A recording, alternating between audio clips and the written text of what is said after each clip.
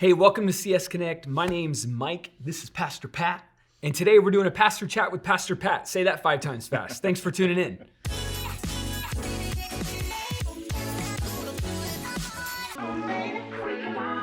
Hey, Pat, you doing good? Good to see you today. I'm doing great. Thank you. Thanks for doing Good this to be with here. us. Yeah. What a great message this weekend. Oh, thank you. Thank you. I mean, how did you get there? Like, what even took you to that passage and to the story, and what brought you there? Well, for one thing, it's one of my favorite stories, and I know I joke about that all the time, but it has been since I was a little boy. And it's a favorite story because you see these guys who, as I said in the message, they knew that God could save, but then you also see them pausing and going, but He's God, we're not. Yeah. It wasn't like they were demanding that God save them. Yeah. So it's just a powerful story. Yeah. And yet, at the end, we see this incredible miracle. And, Yeah. yeah. So cool. Yeah. You said some things that were just so helpful to me, and I thought we could talk through a few of them. You talked about, I wrote them down here. You said, without anxiety, there's no need for peace.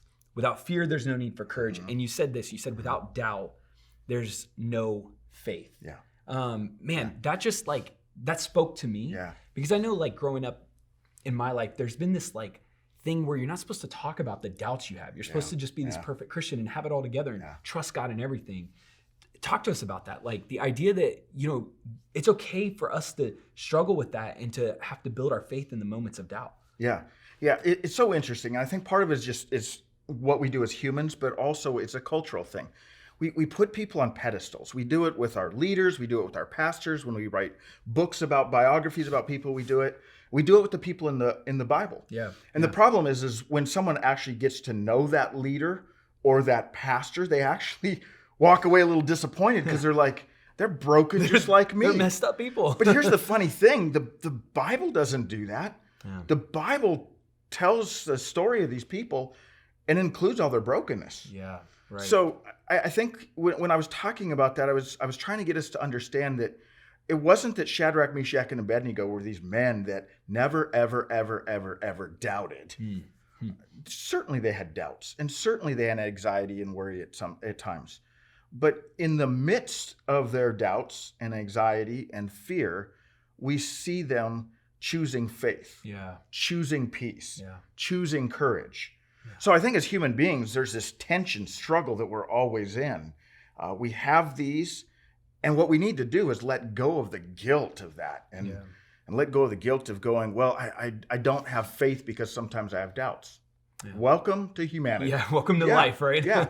If you breathe oxygen, you read Hebrews chapter 11, and it's full of this list of great men and women of faith. But if you go back in the Bible and you read their stories, they were a mess at times. Yeah, for sure. Yeah. Well, and that just disrupts so much of our Sunday school kind of growing up brain mentality of man, everything, all these people are perfect. Yeah. But then to realize they actually they had feelings of fear, but they chose the action, as you said. Faith is an action. Yeah. They chose to operate in their life out of faith in those moments. Yeah. The old flannel graph stories, remember those? Yeah, absolutely. I don't know if, so I had the old flannel graph stories when I was younger. And so David was one of my heroes because I heard, David and Goliath and David killing the lion. A flannel graph story I was never told was when David was on top of the roof watching too much porn, right? They didn't do that flannel graph story when I was younger. So I think when we grow up, it's so important that we realize these are real people like us that were wrestling through the brokenness of humanity, and it's okay. Yeah, it's good. You talked about the idea of control, and you talked about how hard it is for us to realize that there's things that we just can't control. What in your life has gone on? I mean, what's your story of that? What's been your understanding of hey, I don't have control of everything, and how have you learned to fuel your faith through those moments? Yeah.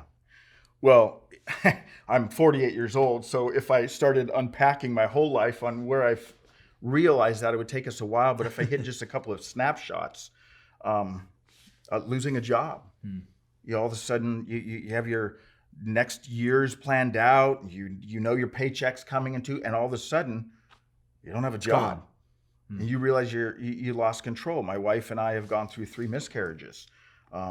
Losing loved ones. I think there's a ton of things that remind us that we really don't have control.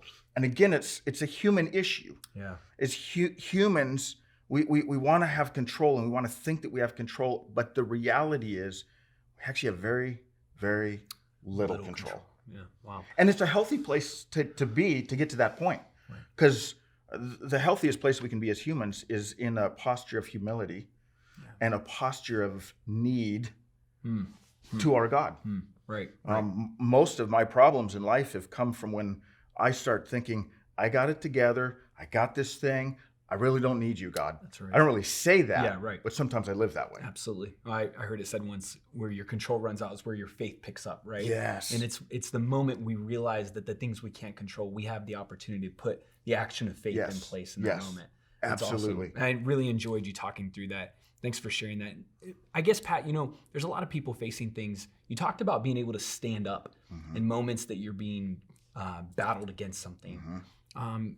How would you encourage people who are watching today who have a herd mentality? There's something that's just pushing them towards the wrong thing in life. Can you just encourage us just to take a stand for the right thing, for the thing that God is for today? Yeah.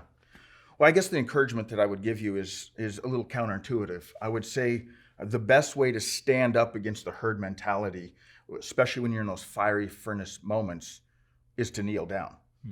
And what I mean by that, again, is the most powerful place that we can be as humans and as followers of Jesus is in a posture of humility, where we say, God, I'm not in control. I'm not God, but I know you can save. I know that you are in absolute control, and I know you deserve my uncompromising devotion, and so I'm kneeling. Man, that's when awesome. we kneel, we're going to stand. Oh, that's great. That's great. Pat, thank you, man. Thanks for doing this. We appreciate you. We love you. Thanks for tuning in today for Pastor Chat with Pastor Pat.